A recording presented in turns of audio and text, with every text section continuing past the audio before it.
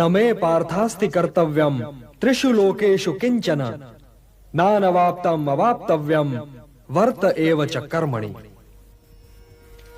त्रिलोक में मेरे लिए कुछ करना आवश्यक नहीं पार्थ, और त्रिलोक में ऐसा भी कुछ नहीं जिसे मैं प्राप्त करना चाहूं और प्राप्त ना कर सकूं। फिर भी मैं तुम्हारे सामने हूं, कर्म कर रहा हूं पार्थ, कर्म कर रहा हूं। यह दिखला रहा हूं, यह सिद्ध कर रहा हूं कि निष्काम कर्म के मार्ग पर चलते हुए जीवन व्यतीत करना संभव है। सक्ताः कर्मण्य विद्वांसो यथा कुर्वन्ति भारत, कुर्यात विद्वान तथा सक्तः चिकीर्षुर्लोक संग्रहम्। हे भारत, कर्म तो अज्ञानी भी करते हैं, परंतु केवल अपने निहित स्वार्थ की दृष्टि से। ज्ञानी का कर्म तो निस्वार्थ होता है, संसार के संतुलन को स्थिर बनाए रखने के लिए होता है, लोक कल्याण के लिए होता है।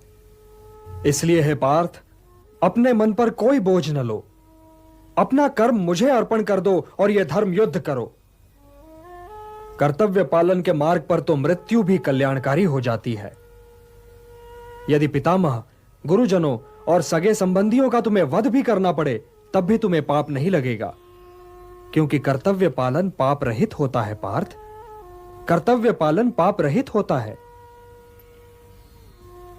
यदि वे वीर गति को प्राप्त हुए तो उनकी मृत्यु कल्याणकारी हो जाएगी, और यदि तुम वीर गति को प्राप्त हुए तो तुम्हारी मृत्यु भी। इसलिए हे पार्थ, युद्ध करो, क्योंकि धर्म का मार्ग पाप का मार्ग नहीं हो सकता। पाप की बात निकल आई है तो यह बताइए केशव कि कभी-कभी मनुष्य पाप करने के लिए इतना विवश क्यों हो जाता है? उसे कौन विवश करता है? उसे विवश करती है उसकी वासना, उसे विवश करता है उसका निहित स्वार्थ, उससे पाप करवाता है उसका क्रोध, उसका मोह। इन शत्रुओं को पहचानो पार्थ।